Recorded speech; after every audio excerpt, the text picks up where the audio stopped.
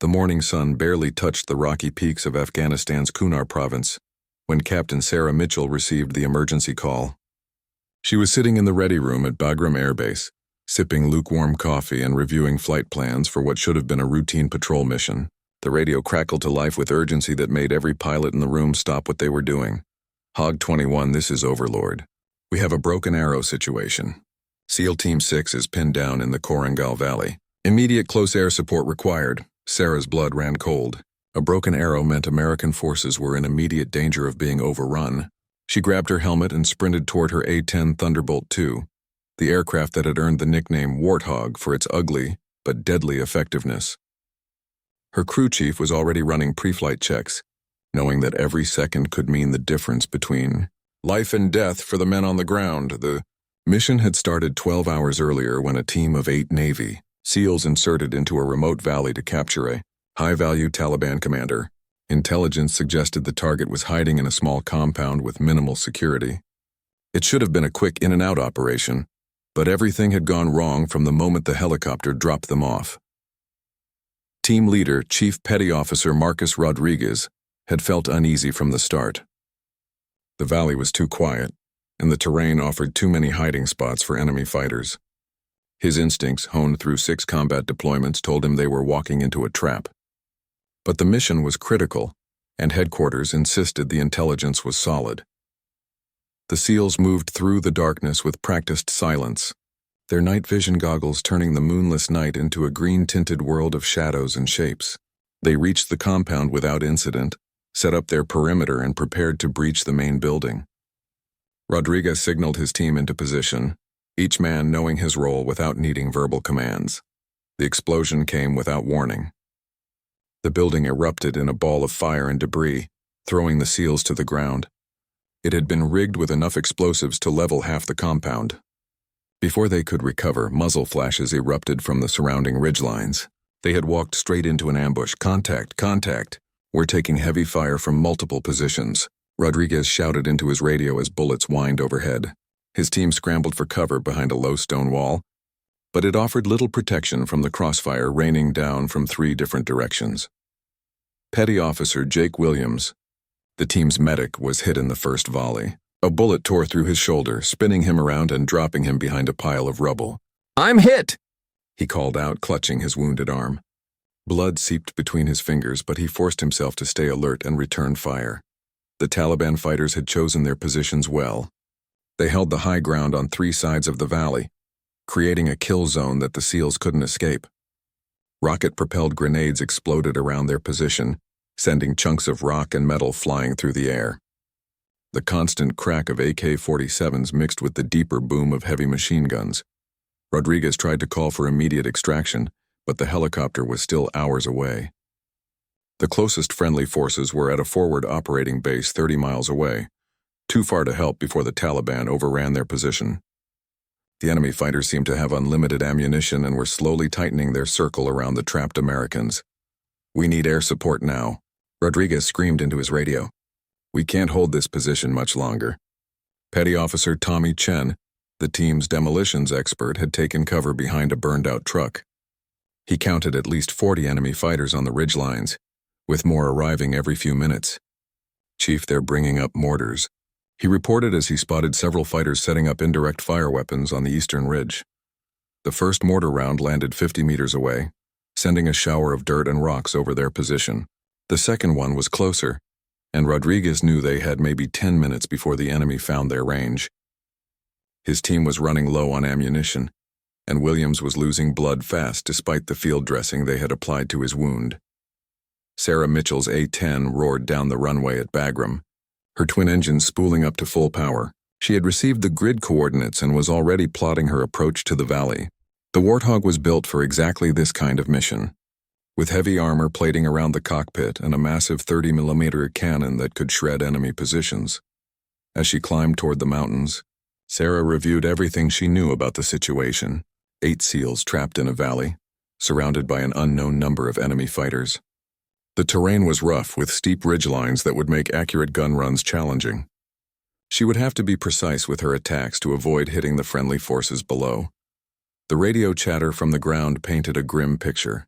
The SEALs were running out of options and enemy reinforcements were still arriving. Sarah pushed her aircraft harder, climbing through the thin mountain air toward the sound of gunfire echoing through the valleys. Rodriguez watched another group of Taliban fighters move into position on the southern ridge. They now had his team surrounded, and the mortar fire was getting more accurate with each round. He made the hardest decision of his military career, keying his radio to send out the call that every special operations team dreaded. "Overlord, this is Reaper 6. We are surrounded and taking heavy casualties. Request immediate close air support." "Danger close authorization granted for all directions." The words hung in the air like a death sentence. Danger close meant the enemy was so near that any airstrike risked killing American forces along with the Taliban.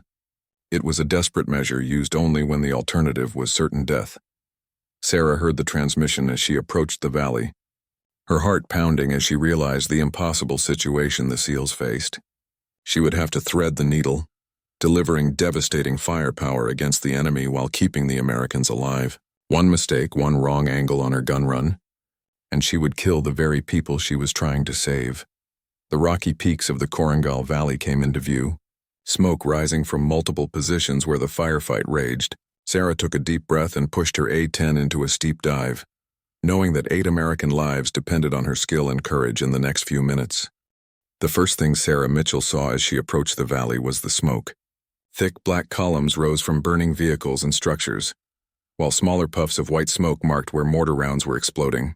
Through her cockpit canopy, she could see muzzle flashes winking like deadly stars along the ridgelines surrounding a small compound in the valley floor.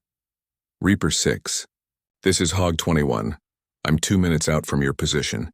Can you mark your location with smoke?"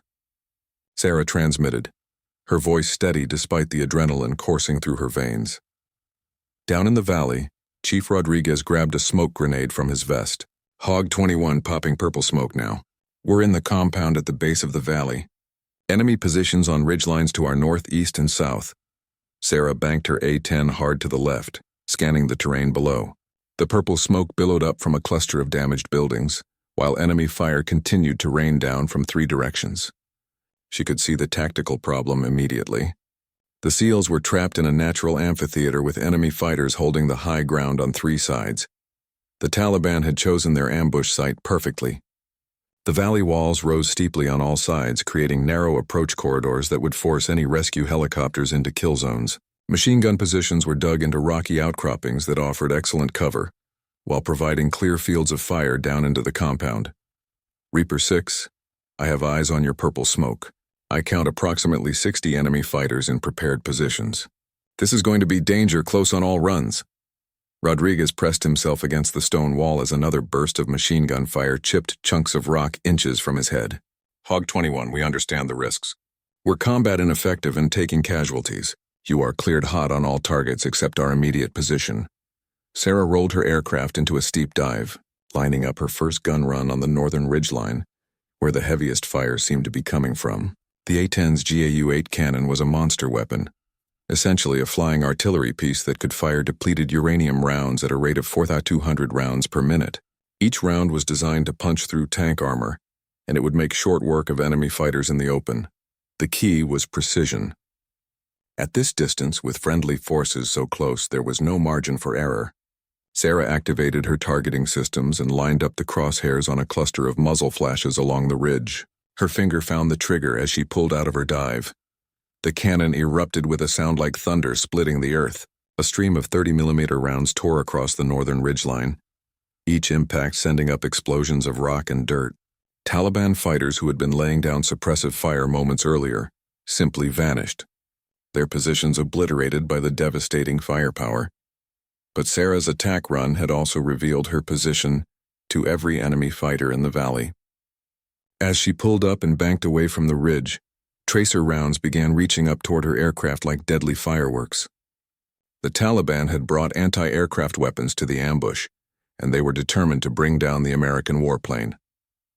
A rocket-propelled grenade streaked past her cockpit, missing by mere yards. Sarah felt the turbulence as the warhead detonated behind her aircraft, sending shrapnel rattling against her armored fuselage. Warning lights flashed on her instrument panel, but the A-10 kept flying. The Warthog had been designed to take punishment and keep fighting. On the ground, the SEALs took advantage of the momentary break in enemy fire to reposition. Petty Officer Williams was losing strength from blood loss, but he managed to crawl to a better position behind a concrete barrier. "That was beautiful," he called out as he watched Taliban bodies scattered along the northern ridge, but the respite was brief. Enemy fighters on the eastern and southern ridges increased their rate of fire, trying to pin down the Americans before the A-10 could make another attack run. Mortar rounds began falling closer to the compound as the Taliban tried to finish off the SEALs before the aircraft could eliminate all their positions. Rodriguez could see more enemy fighters moving up the valleys that led to the ridge lines. The Taliban commander was feeding reinforcements into the battle, determined to overwhelm the trapped Americans through sheer numbers. "Hog 21, we've got more fighters moving up from the east. Looks like a whole platoon." Sarah had already spotted the reinforcements through her targeting system. A line of 20 fighters was moving up a goat trail that wound along the eastern slope, carrying RPGs and heavy machine guns.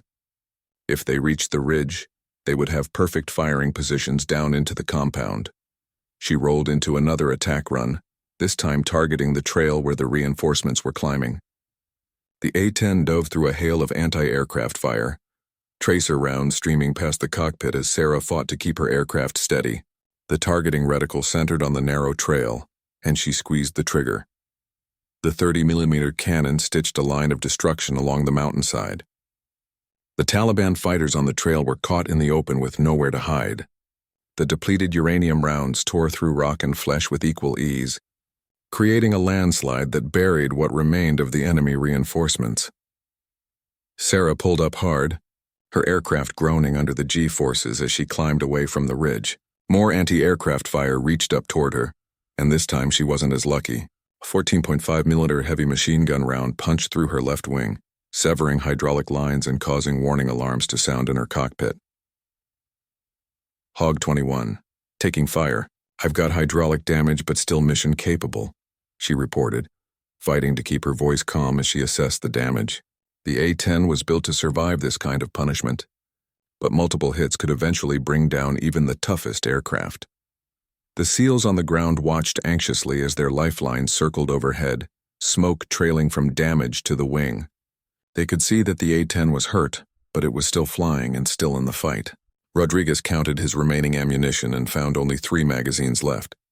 His team was running out of everything except determination. Petty Officer Chen spotted movement on the southern ridge and called out a warning.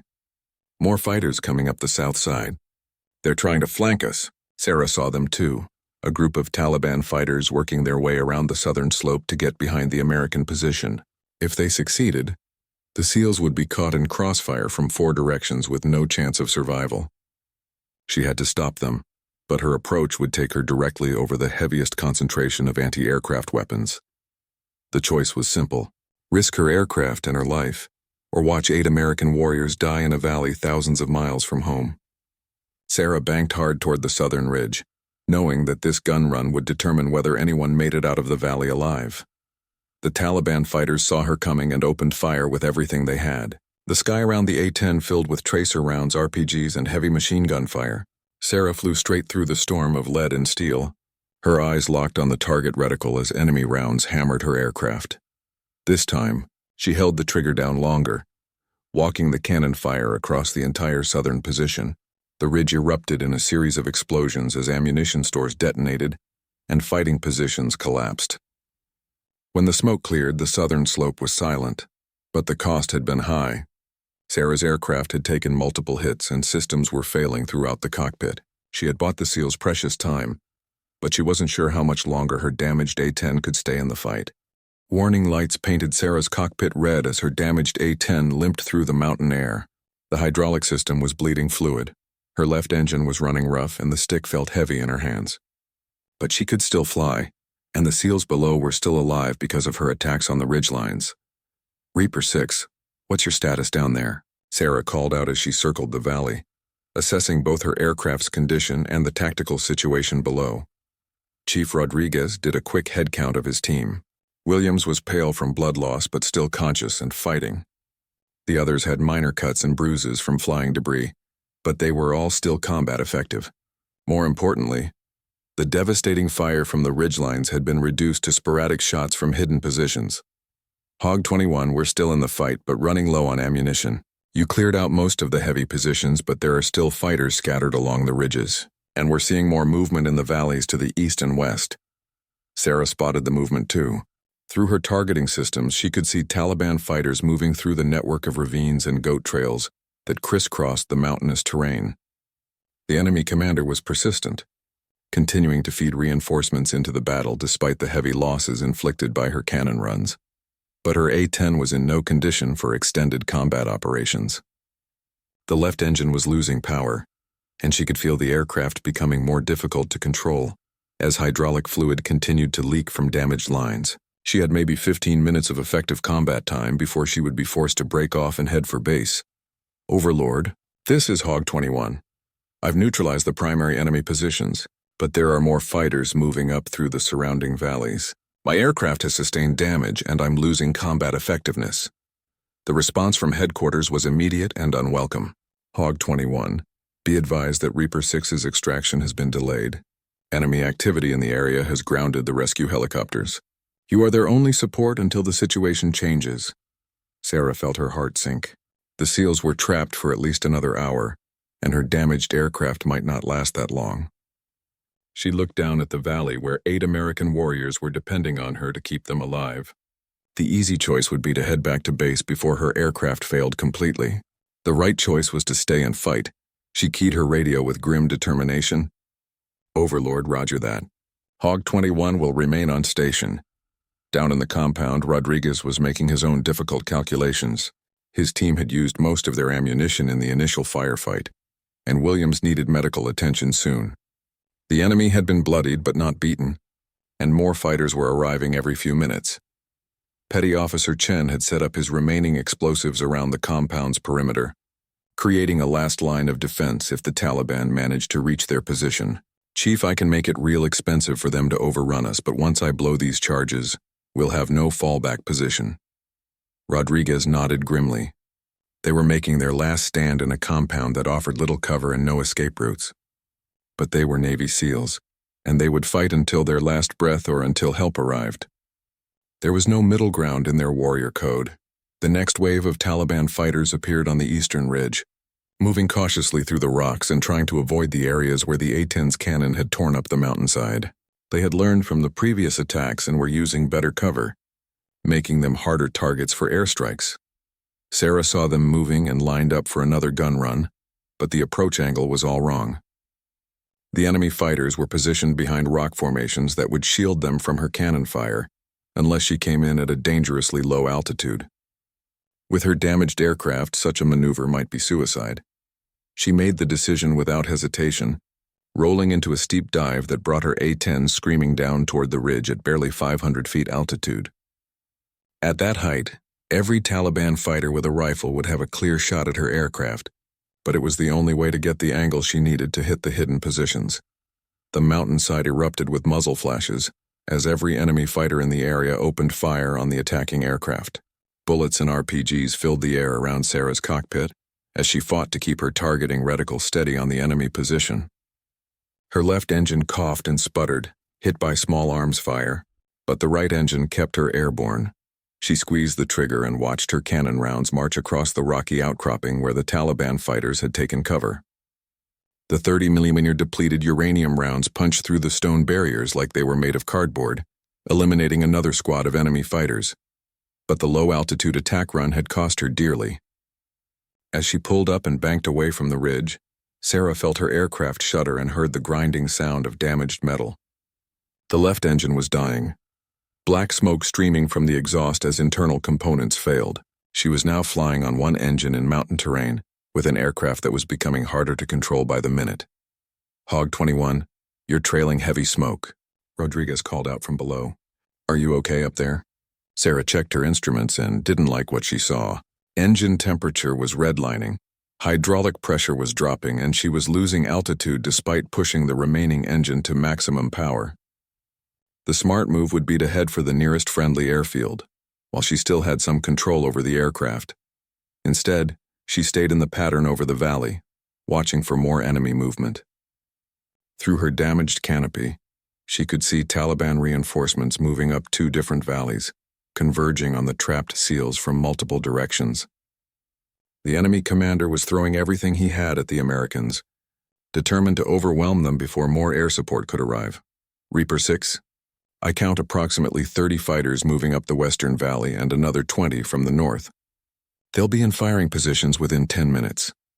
Rodriguez acknowledged the warning and prepared his team for another assault. They had maybe 2 magazines of ammunition per man, barely enough for a sustained firefight. Williams was getting weaker, and the rest of the team was exhausted from hours of combat in the thin mountain air. Sarah made one more radio call to headquarters, her voice calm despite the dire situation. Overlord, this is Hog 21. I have one engine out and multiple systems failures, but I'm staying on station. Reaper 6 is about to be overrun by superior numbers. The radio was silent for a moment before the response came back. Hog 21, you are cleared to return to base. We cannot risk losing both you and the ground team. Sarah looked down at the purple smoke still rising from the compound, marking the position of 8 Americans who were about to fight their last battle. She thought about the oath she had taken as an Air Force officer, the promise to leave no one behind. Her aircraft was dying, but it might have one more fight left in it. She turned toward the western valley where the largest group of Taliban reinforcements was approaching the SEALs' position. Her left engine was completely dead now, and the right engine was running rough, but the A-10's cannon still had ammunition. If she could break up this final assault, maybe the SEALs could hold out long enough for rescue to arrive. The approaching Taliban fighters saw her coming and scattered for cover among the rocks and sparse vegetation of the valley floor. But Sarah had learned their tactics during the previous attacks. She knew where they would run, and she adjusted her approach accordingly. This would be her last gun run. Her aircraft was dying beneath her, and she wasn't sure she could make it back to base even if she left now. But 8 American lives hung in the balance, and Captain Sarah Mitchell had never backed down from a fight. Sarah's dying A-10 shuddered through the thin mountain air as she lined up for what she knew would be her final attack run. The left engine was completely silent, trailing a long plume of black smoke while the right engine coughed and sputtered with each revolution. Her hydraulic systems had failed, making the aircraft feel like she was wrestling with a wounded beast that wanted nothing more than to crash into the rocky peaks below. Through her cracked canopy, she could see the Taliban fighters moving up the western valley in a loose formation, using whatever cover they could find among the scattered boulders and scrub brush. They knew the American aircraft was damaged and probably assumed she would retreat to save herself. They were wrong. Reaper 6, this is going to be danger close. Keep your heads down, Sarah transmitted as she rolled into her attack dive. Chief Rodriguez pressed himself against the stone wall and shouted to his team, "Incoming friendly fire! Stay low and stay covered!" The remaining SEALs flattened themselves behind whatever protection they could find as Sarah's aircraft screamed overhead, her single working engine straining to maintain airspeed. The Taliban fighters in the valley looked up in surprise as the damaged A-10 bore down on them. Realizing too late that the American pilot wasn't giving up, Sarah fought to keep her targeting reticle steady as the aircraft bucked and shook from engine damage and control problems. The enemy fighters were scattered across a wide area, making it impossible to hit them all in a single pass. She would have to make every round count, walking her cannon fire across their positions and hoping to break up their assault before they could overrun the SEALs. She squeezed the trigger and felt the familiar vibration as the GAU-8 cannon opened fire. The stream of 30mm rounds tore across the valley floor, sending up explosions of rock and dirt as they found their targets. Taliban fighters dove for cover or simply disappeared in clouds of debris as the depleted uranium rounds shredded everything in their path. But the low-altitude attack run exposed Sarah to every weapon the enemy possessed. As she pulled up from her diving attack, her aircraft was hammered by small arms fire from the survivors. She heard the distinctive crack of bullets punching through her canopy and felt the sharp sting as glass fragments cut her face. More warning lights flashed on her instrument panel as vital systems failed throughout the aircraft. The right engine was overheating badly, and she was losing altitude despite maximum throttle. Worst of all, her cannon ammunition counter showed empty. She had fired every round aboard the aircraft. Hog 21, good hits on the Western Assault Force, Rodriguez called out. You broke up their advance, but we still have fighters on the ridgelines taking pot shots at us. Sarah circled the valley, trying to assess the tactical situation while fighting to keep her dying aircraft airborne. Her attack had scattered the main Taliban assault force, but there were still enemy fighters hidden among the rocks on the surrounding ridges. Without cannon ammunition, she had no way to eliminate these remaining threats. The radio crackled with an update from headquarters. Hog 21, be advised that additional air support is inbound. Viper flight with 2 F-16s, ETA 20 minutes. 20 minutes might as well have been 20 hours. Rodriguez was down to his last magazine, and Williams was barely conscious from blood loss. The Taliban fighters who had survived Sarah's attacks were regrouping and moving back into position. They could see that the A-10 was no longer attacking, and they were growing bolder. Sarah made a decision that went against every rule in the pilot's handbook. Her aircraft was out of ammunition and barely flying, but it was still a 30,000-pound piece of flying metal. If she couldn't shoot the enemy, maybe she could scare them into keeping their heads down until help arrived. She rolled into another attack dive, this time aiming directly at a cluster of Taliban fighters who had moved into the open on the northern ridge. They saw her coming and raised their weapons, confident that the damaged aircraft posed no threat without working weapons. They were wrong again. Sarah pulled out of her dive at the last possible second, her aircraft passing just 50 feet over the enemy position. The roar of her engine and the sight of the massive warplane screaming overhead sent the Taliban fighters diving for cover, disrupting their attempt to set up a heavy machine gun position. "What the hell was that?" one of the SEALs called out as they watched the A-10 make its intimidation pass. Rodriguez grinned despite their desperate situation. "That's one crazy pilot keeping us alive." Sarah continued her psychological warfare campaign, making low passes over every enemy position she could identify. Each time, the Taliban fighters would scatter and abandon whatever they were trying to accomplish. It wasn't as effective as cannon fire, but it was buying the SEALs precious time. But her aircraft couldn't take much more abuse. The right engine was running so rough that the whole airframe vibrated, and she was losing altitude with each pass. Black smoke poured from the engine compartment, and she could smell burning oil and hydraulic fluid in the cockpit. On her fourth intimidation pass, disaster struck. As she pulled up from a low-level run over the eastern ridge, the right engine finally gave up. The sudden loss of power sent the A-10 into a steep descent toward the valley floor, with Sarah fighting desperately to maintain control, using only her emergency backup systems. "Mayday, mayday. Hog 21 has lost all engine power. I'm going down in the valley." The word sent a chill through every SEAL on the compound. Their guardian angel was falling from the sky, and they would soon be facing the Taliban assault without air support. Rodriguez watched in horror as the A-10 descended toward the rocky valley floor, trailing smoke and debris. Sarah used every trick she had learned in flight training to stretch her glide as far as possible. The A-10 was designed to survive battle damage, but it wasn't designed to fly without engines. She had maybe 2 minutes of controlled flight left before the aircraft hit the ground. She spotted a relatively flat area near the eastern end of the valley, away from both the SEALs' position and the heaviest Taliban concentrations. If she could reach it, she might be able to crash land without killing herself in the process. More importantly, she would still be alive to help defend the SEALs when the enemy fighters reached them. The ground rushed up toward her as Sarah fought to control her powerless aircraft. She deployed her landing gear at the last second, hoping the wheels would help absorb some of the impact energy. The A-10 hit the rocky ground with tremendous force, bouncing once before sliding across the valley floor in a shower of sparks and debris. Rodriguez and his team watched in stunned silence as the aircraft finally came to rest against a large boulder. Its fuselage cracked and both wings twisted at unnatural angles. For several seconds, there was no movement from the cockpit, and they feared the worst. Then the canopy opened, and Sarah Mitchell climbed out of the wreckage. Her flight suit torn and her face bloody from glass cuts. She grabbed her survival rifle and started moving toward the SEAL position, determined to continue the fight on foot. "Well, I'll be damned," Rodriguez muttered. "She's still coming to help us." The crash had not gone unnoticed by the Taliban fighters. They could see the downed pilot making her way across the valley floor, and several groups began moving to intercept her. The Americans were now scattered across the valley, making them easier targets for the converging enemy forces. Sarah ran through the rocky terrain, using whatever cover she could find as Taliban fighters opened fire from multiple directions. Her survival rifle was accurate, but had limited ammunition, forcing her to make every shot count as she fought her way toward the SEAL's position.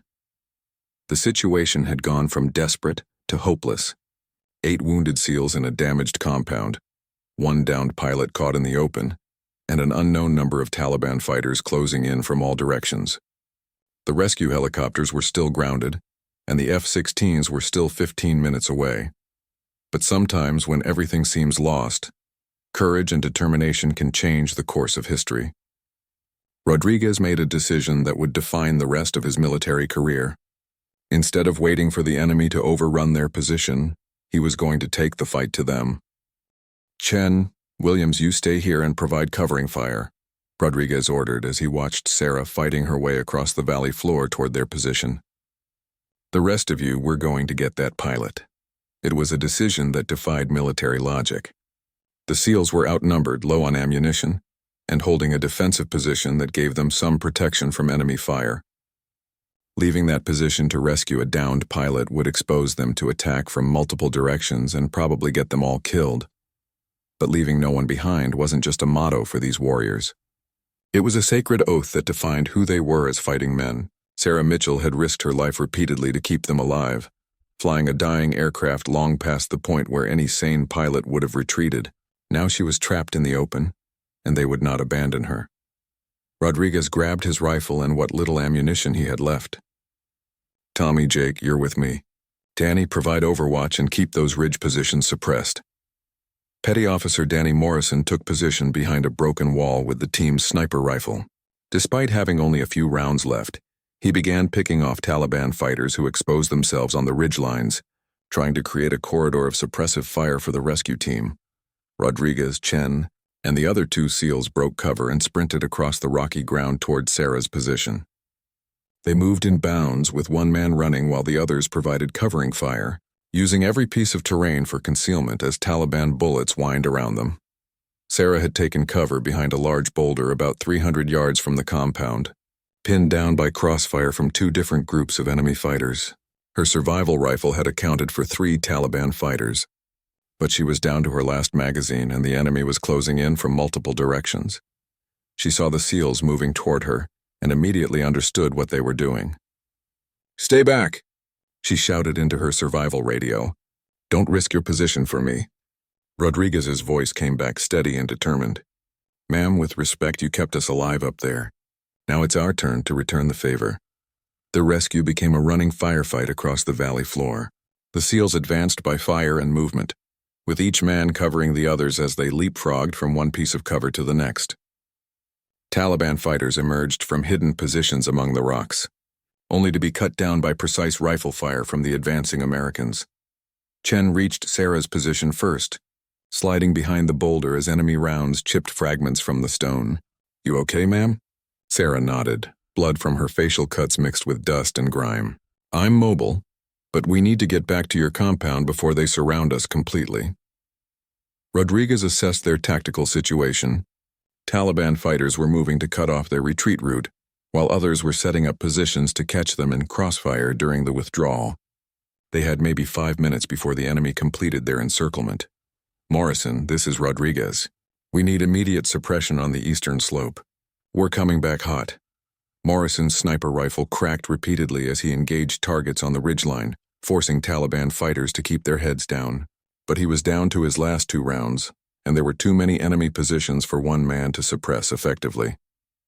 The withdrawal began as another running firefight, with the SEALs and Sarah moving from cover to cover, while Taliban fighters closed in from 3 directions. Rodriguez counted at least 20 enemy fighters visible, with more arriving every few minutes. They were running out of time and ammunition. Halfway back to the compound, Petty Officer Martinez took a bullet through the leg. The round shattered his shin bone and dropped him behind a pile of rubble. Unable to continue moving, Rodriguez immediately moved to help him, dragging the wounded SEAL behind better cover while Chen and the others laid down suppressing fire. "I can't move." "Chief," Martinez gasped, his face pale with shock and pain. "Leave me here and get the pilot back to the compound." Rodriguez checked the wound and found it was serious but not immediately life-threatening. "Nobody gets left behind, Tommy. We all go home together." Sarah reached their position and immediately began helping to treat Martinez's wound, using supplies from her survival kit to stop the bleeding. Her hands were steady despite the chaos around them, her medical training taking over even as bullets cracked overhead. "We need to move now," she said as she finished bandaging the leg. "I can see more fighters moving up the southern valley. They'll have us surrounded in 2 minutes." Rodriguez made the hardest decision of his career. They couldn't carry Martinez and fight their way through the closing enemy forces, but they also couldn't leave him behind to be captured or killed. There was only one option left. "Chen, you and Sarah get Martinez back to the compound. I'll stay here and hold them off as long as possible." Chen immediately shook his head. "Chief, we're not leaving you either. We stick together." Sarah looked at the approaching Taliban fighters and made her own decision. She had one smoke grenade left from her survival kit, and she had an idea that might save them all. "I need you to trust me for the next 60 seconds. She pulled the pin from the smoke grenade and threw it into the open area between their position and the compound. Thick white smoke began billowing across the valley floor, obscuring the Americans' position from the Taliban fighters on the ridgelines. "When I say go, we all move together. Chen and Rodriguez carry Martinez. I'll provide rear guard with whatever ammunition I have left." The smoke spread quickly in the mountain wind, creating a corridor of concealment across the rocky terrain. Sarah counted to 10, waiting for the smoke to thicken, then gave the signal. "Go, go, go!" The Americans burst from cover and ran through the smoke, with Chen and Rodriguez carrying the wounded Martinez between them. Sarah brought up the rear, turning periodically to fire at Taliban fighters who tried to follow them through the smoke screen. The compound walls emerged from the white haze like a fortress after a long siege. Morrison and Williams laid down covering fire as the rescue team stumbled through the perimeter, exhausted and nearly out of ammunition but alive. Rodriguez did a quick head count as they took cover behind the compound walls. All 8 SEALs were accounted for, plus one very tough Air Force pilot who had refused to abandon them. Williams and Martinez both needed medical attention, but they were stable for now. "Outstanding work, people," Rodriguez said as he checked his ammunition. "Now we just need to hold out for another 10 minutes until the F-16s arrive." Sarah looked around the compound's perimeter and realized they had bought themselves time but not safety. The Taliban fighters were regrouping outside the smokescreen, and she could hear the sound of more vehicles arriving in the valley. The enemy commander was bringing up reserves for a final assault on the American position. Through the smoke, she could see the twisted wreckage of her A-10, still burning where it had crashed against the boulder. The aircraft had given everything it had to protect the SEALs, and now it was their turn to make a final stand together. The radio crackled with an update from the approaching F-16s. "Reaper 6, this is Viper Lead. We're 5 minutes out from your position. Can you mark targets for immediate engagement?" Rodriguez smiled grimly as he pulled out his last smoke grenade. "Viper Lead, we've got plenty of targets for you. Just bring everything you've got." The final battle for the valley was about to begin, and this time the Americans would have the firepower advantage. But first, they had to survive the Taliban's last desperate assault on their position. The smoke from Sarah's grenade was beginning to thin when the Taliban launched their final assault. Rodriguez could hear vehicles moving in the valleys around the compound, bringing fresh fighters and heavy weapons to overwhelm the American position. Through breaks in the smoke, he caught glimpses of dozens of enemy fighters moving into attack positions. "They're coming from all sides," Morrison reported from his overwatch position. "I count at least 40 fighters plus vehicles moving up the access roads." Rodriguez checked his ammunition one last time. 2 magazines left, plus whatever rounds the others had remaining. Against 40 Taliban fighters, it wasn't nearly enough for a sustained defense. But they had held impossible odds before, and they would do it again. Sarah had taken position behind a concrete barrier, her survival rifle loaded with her last magazine.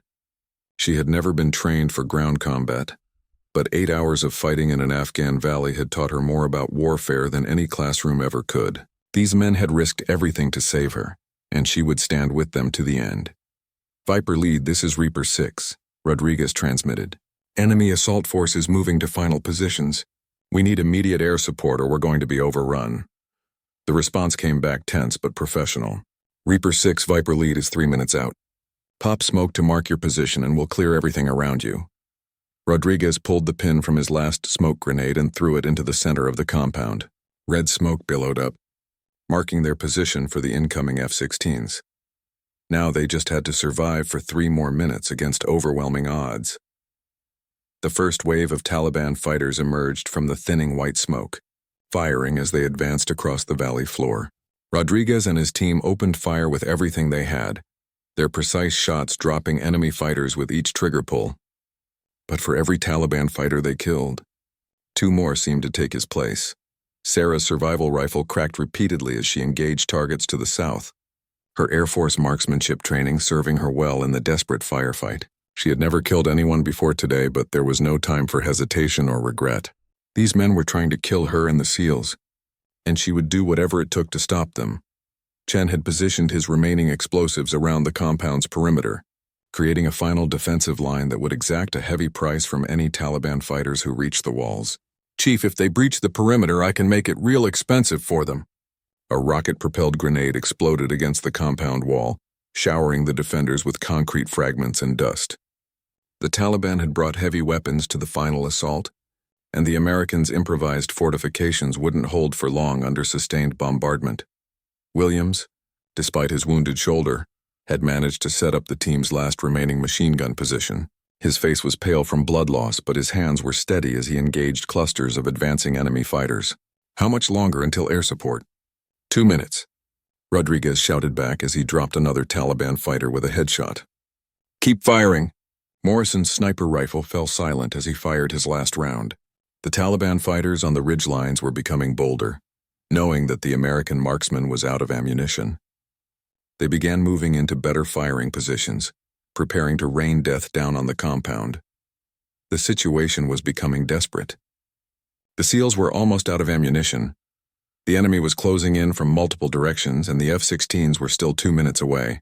Rodriguez made the decision to prepare for close quarters combat, drawing his sidearm in combat knife as Taliban fighters approached the compound walls.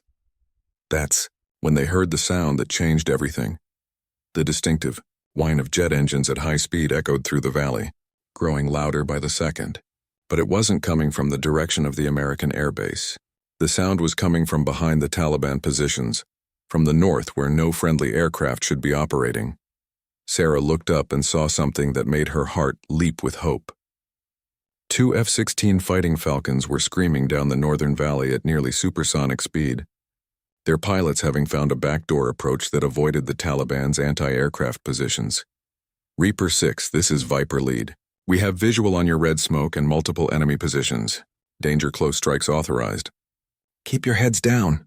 The lead F-16 rolled into an attack run that brought it racing just above the valley floor, its 20mm cannon blazing as it strafed the Taliban positions on the eastern ridge.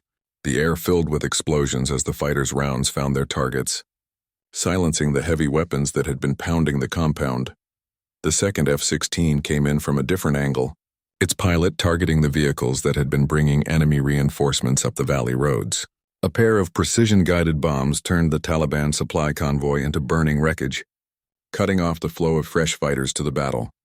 The Taliban assault collapsed as fighters scattered in panic under the devastating airstrikes. Men who had been advancing confidently toward the American position moments earlier were now running for whatever cover they could find as 20mm cannon rounds chewed up the valley floor around them. Rodriguez and his team watched in amazement as the tide of battle turned completely in their favor. The Taliban fighters who weren't killed or wounded by the airstrikes were fleeing the valley, abandoning their weapons and wounded in their haste to escape the fighter planes circling overhead like mechanical birds of prey. Viper lead. "This is Reaper 6, Rodriguez transmitted, his voice filled with relief and gratitude. "Outstanding work up there. You just saved our lives." The F-16 pilot's response was professional but warm. "Reaper 6, glad we could help. We'll maintain air cover until your extraction arrives. Medical helicopter is inbound, ETA 15 minutes. Sarah slumped against the concrete barrier, finally allowing herself to feel the exhaustion and pain from 8 hours of continuous combat. Her face was cut and bruised. Her flight suit was torn and bloody, and she had pushed her body and aircraft beyond their limits. But they were alive. Williams managed a weak smile as he heard about the incoming medical helicopter. "About time. I was starting to think we were going to have to walk home." Martinez, despite his shattered leg, was conscious and alert. "Chief, did we get the primary target?" Rodriguez shook his head. "Target was already gone when we hit the compound. This whole thing was a setup from the beginning. Sarah looked around at the 8 SEALs who had become her brothers in the crucible of combat. They had been betrayed by bad intelligence, ambushed by overwhelming numbers, and abandoned by their extraction support. But they had never given up, never stopped fighting, and never left anyone behind. "You know," she said as the sound of approaching helicopters grew louder, "when I woke up this morning, I thought it was going to be just another routine patrol mission."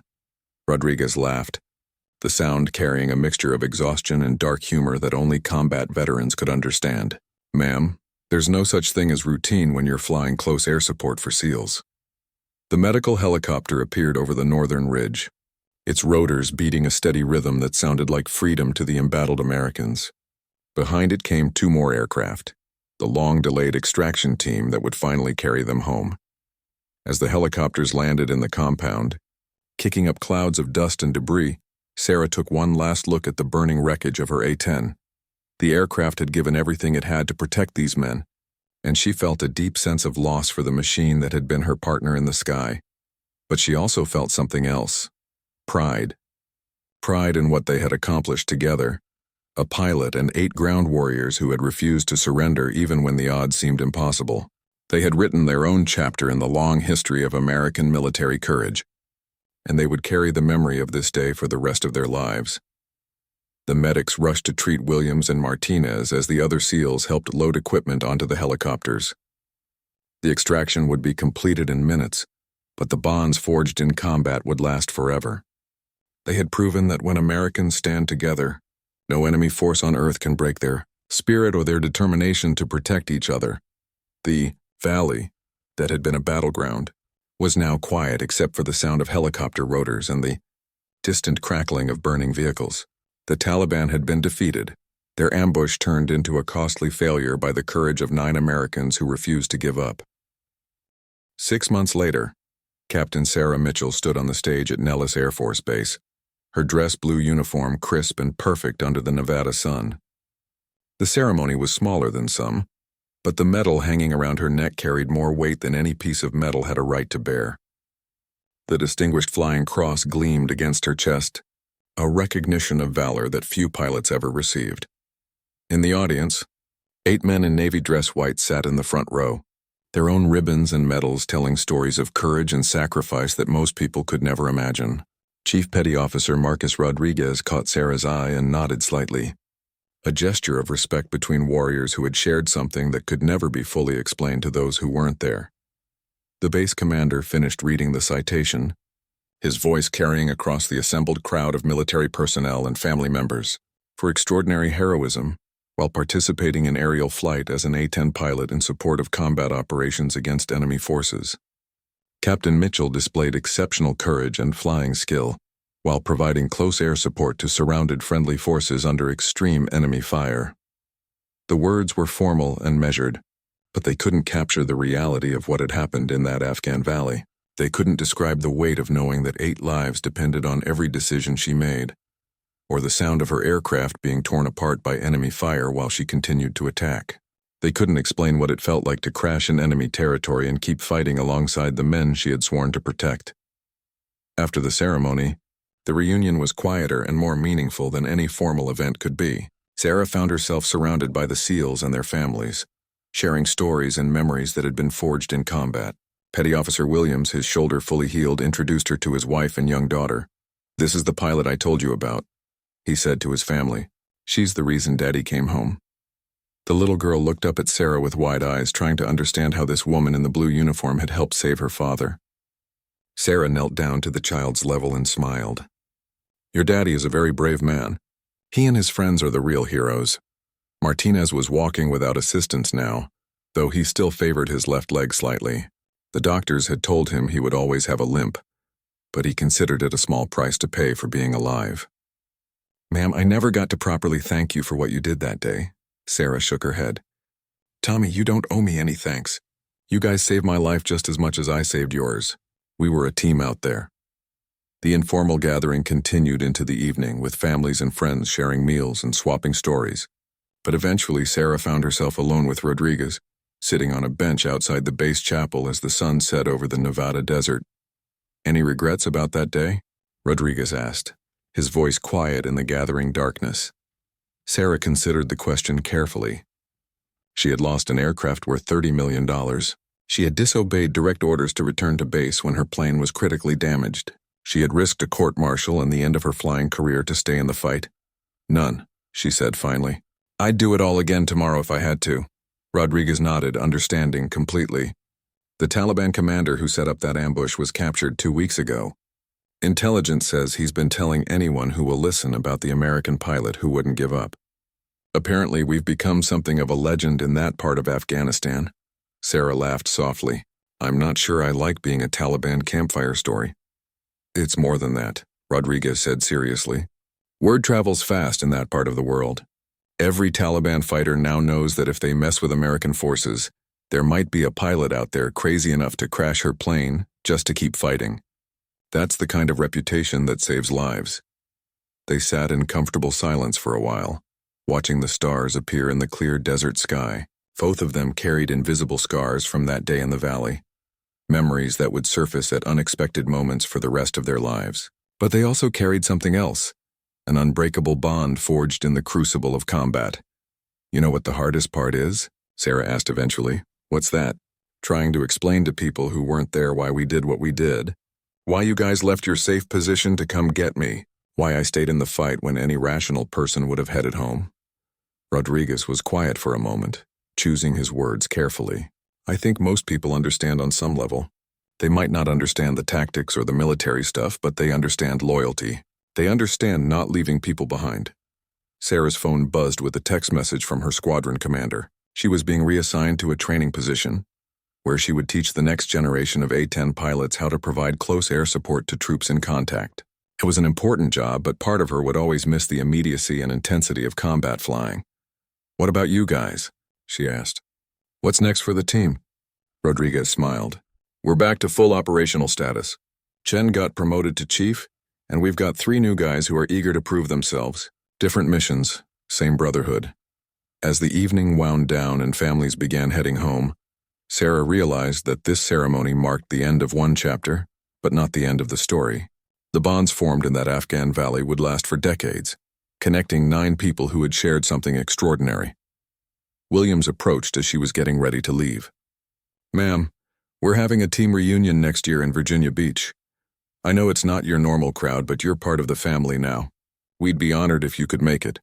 Sarah felt a warmth that had nothing to do with the Nevada heat. Wild horses couldn't keep me away. Driving home through the desert darkness, Sarah reflected on the strange turns that life could take. 6 months ago, she had been just another pilot flying routine missions in a long war. Now she was part of something larger, connected to 8 men and their families in ways that transcended normal friendship. Her phone rang as she pulled into her driveway. The caller ID showed Rodriguez's number. Just wanted to make sure you got home safe, he said when she answered. I'm good. Chief, thanks for checking. Sarah, he said, using her first name for the first time since they had met. I know today was about you and your medal, but I want you to know something. Every single man on that team would follow you into hell if you asked. That's not about rank or service branch or any of that military stuff. That's about character. After they said goodbye, Sarah sat in her car for a few minutes looking up at the same stars that had watched over a distant valley where 9 Americans had refused to surrender. The medal in her pocket was nice, but the real reward was knowing that when everything went wrong and the situation seemed hopeless, she had found the strength to do what needed to be done. Tomorrow she would begin her new assignment, teaching young pilots how to support troops in contact. She would tell them about weapon systems and tactics, about communication procedures and target identification. But most importantly, she would tell them about a day when everything went wrong in an Afghan valley, and how 8 men had taught her that some things were worth any sacrifice. The lesson wasn't complicated, but it was profound. When Americans stand together, when they refuse to abandon each other regardless of the cost, they become something more than the sum of their parts. They become a force that no enemy can break, a brotherhood that transcends all other loyalties. It was a lesson worth teaching and a story worth remembering.